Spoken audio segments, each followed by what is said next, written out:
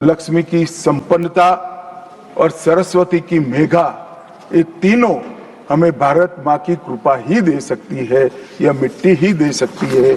इसीलिए इसको बार बार प्रणाम करना चाहिए, माँ को प्रणाम करना चाहिए। मान्यवर, एक प्रकार से जिसकी उद्घोषणा 150 साल पहले बंकिम बाबू ने की, ये विचार तो बहुत चिर पुरातन है। रामायण के अंदर प्रभु श्री राम ने भी जब उनको सलाह दी गई कि इतनी वैभवशाली लंका है, आप लंका जीत ही लिए हो, तब अयोध्या जाकर क्या करना है, यहीं रह जाते हैं। तब उन्होंने कहा कि माता और मातृभूमि ईश्वर से भी बड़ी होती है, मैं माता और मातृभूमि का त्याग करूं। मातृभूमि के महिमा मंडन प्रभु श्री राम ने भी किया, मातृभूमि का महिमा मंडन आचार्य शंकर ने भी किया और मातृभूमि का महिमा मंडन आचार्य चाणक्य ने भी किया। ये सभी ने समय समय पर हमारे अस्तित्व को मातृभूमि के साथ जोड़ने का काम किया। मातृभूमि ही हमें पहचान देती है, वही हमें भाषा देती है, वही सभ्य जीवन जीने की संस्कृति का आधार बनाती है और वही हमारे जीवन को ऊपर उठाने का अवसर देती है।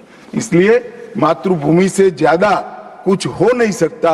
ये भाव जो चिर पुरातन भाव था, उसको बंकिम बाबू ने पुनर्जीवित किया और वो घनघोर रात्रि जैसे गुलामी के कालखंड के अंदर जैसे एक बिजली प्रकाश फैला देती है, उसी प्रकार से वंदे मातरम के गान ने घनघोर अंधेरे के अंदर जन जन के अंदर गुलामी की मानसिकता छोड़कर आजादी की प्राप्ति, स्वराज की प्राप्ति का एक जोश जगाने का काम किया। मान्यवर, महर्षि अरविंद ने वंदे मातरम को गीत नहीं, हमारी आध्यात्मिक शक्ति का प्रतीक माना। उन्होंने बहुत सुंदर तरीके से वर्णन किया है कि स्थूल, सूक्ष्म और कारण तीनों प्रकार से वंदे मातरम भारत की शक्ति को जगाता है। स्थूल शरीर वंदे मातरम का उच्चारण हमारी शरीर में शक्ति और उत्साह भरता है। राष्ट्रभक्ति की क्रिया प्रक्रिया शक्ति को जगाती है। सूक्ष्म शरीर हमारे भावनाएं, हमारे विचारों को वो शुद्ध करता है और हमारी चेतना को वो जागरूक करता है। और कारण आध्यात्मिक शरीर में भी उन्होंने कहा कि बंकिम बाबू एक ऋषि चेतना से प्राप्त मेघा से ही वंदे मातरम की रचना किए हैं। और बहुत अच्छे तरीके से उन्होंने कहा, ये गीत केवल देशभक्ति की, देश प्रेम की अभिव्यक्ति नहीं है, बल्कि भारत माता की दिव्य शक्ति का आह्वान है। भारत की मूल चेतना, सनातन शक्ति, उसको पुनर्जीवित करने का ये वंदे मातरम मंत्र है। और इसीलिए आजादी के वक्त सभी हमारे नेताओं ने वंदे मातरम को आजादी के आंदोलन का आधार बनाने का काम किया। कई सारे हमारे आजादी के संग्राम के सेनानी जिनको अंग्रेजों ने फांसी पर चढ़ाया, इस सब में एक चीज सामान्य निकल कर आती है, तो फांसी के तख्ते पर चढ़ते चढ़ते जो शहीद अंतिम शब्द बोले, वो सभी के मुंह से वंदे मातरम ही निकला। स्वदेशी का आह्वान करना हो, विदेशी माल का बहिष्कार करना हो, राष्ट्रीय शिक्षा का आह्वान जगाना हो, हर वक्त राष्ट्रभक्ति जगाते वक्त वंदे मातरम का उद्घोष इस देश ने सुना भी, इस देश ने महसूस भी किया।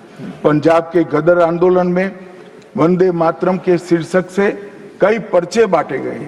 महाराष्ट्र में वंदे मातरम के विशेष अंक गणपति और शिवाजी के उत्सव में बांटे जाते थे। तमिलनाडु में सुब्रह्मण्यम भारती जी ने तमिल अनुवाद कर हिंद महासागर को भी क्रांति की चेतना से आंदोलित कर दिया था। मान्यवर, 1907 में कलकत्ता में वंदे मातरम नाम का एक अंग्रेजी अखबार शुरू हुआ, जिसके संपादक महर्षि अरविंद थे। ब्रिटिश सरकार ने उसको सबसे खतरनाक राष्ट्रवादी पत्र माना। वो राष्ट्रवादी भी कहते थे और खतरनाक भी कहते थे, और श्री अरविंद पर राजद्रोह का मुकदमा भी चला और उनको सजा भी गई। अंततोगत्वा उसको प्रतिबंधित कर दिया। मान्यवर कांग्रेस के अधिवेशनों ने भी वंदे मातरम के महिमा मंडन को, वंदे मातरम के गान को गाया। 1896 में गुरुवर टैगोर ने कांग्रेस अधिवेशन में इसको पहली बार सार्वजनिक रूप से गाया। 1905 में कांग्रेस के वाराणसी अधिवेशन में महान कवियत्री गायिका सरला देवी चौधरानी ने पूर्ण वंदे मातरम का गायन किया, और 15 अगस्त 1947 को जब देश आजाद हुआ, सुबह 6:30 बजे सरदार पटेल के आग्रह पर पंडित ओमकारनाथ ठाकुर जी ने आकाशवाणी से अपने मधुर स्वर में वंदे मातरम का गान कर देश को भावुक कर दिया। और ये सभी भावना को देखते हुए संविधान सभा की अंतिम बैठक 24 जनवरी 1950 को संविधान सभा के अध्यक्ष राजेंद्र प्रसाद जी की अध्यक्षता में जो हुई, उसमें राष्ट्रगान के बराबर सम्मान देते हुए वंदे मातरम को राष्ट्रगीत घोषित करने का काम किया। मान्यवर, मैं कल देख रहा था कांग्रेस के कई सदस्य आज वंदे मातरम की चर्चा क्यों जरूरी है और इसको एक राजनीतिक हथकंडा या तो मुद्दों पर से ध्यान भटकाने का एक हथियार मानते थे। मान्यवर, मुद्दों पर चर्चा करने से कोई नहीं डरता है। संसद का बहिष्कार हम नहीं करते हैं। संसद का बहिष्कार अगर करना है, संसद का बहिष्कार न करे, संसद चलने दे, तो सब मुद्दों पर चर्चा होगी। हमें कुछ डरने जैसा नहीं है, छिपाने जैसा नहीं है। कोई भी मुद्दा हो, हम चर्चा करने के लिए तैयार है, परंतु वंदे मातरम के गान की चर्चा को, वंदे मातरम के गान पर की चर्चा को टालने की ये मानसिकता ये नई नहीं। मान्यवर, ये तो वंदे मातरम का 150वां साल है। हर महान रचना का, हर महान घटना का महत्वपूर्ण साल कई मायनों में हमारे देश में मनाता जाता है। तो ये तो 150वां साल है। अब हम थोड़ा पीछे मुड़कर देखते हैं। मान्यवर, जब वंदे मातरम के 50 साल हुए तब क्या हुआ? वंदे मातरम के 50 साल हुए, देश आजाद नहीं हुआ था, और वंदे मातरम की स्वर्ण जयंती हुई 1937 में।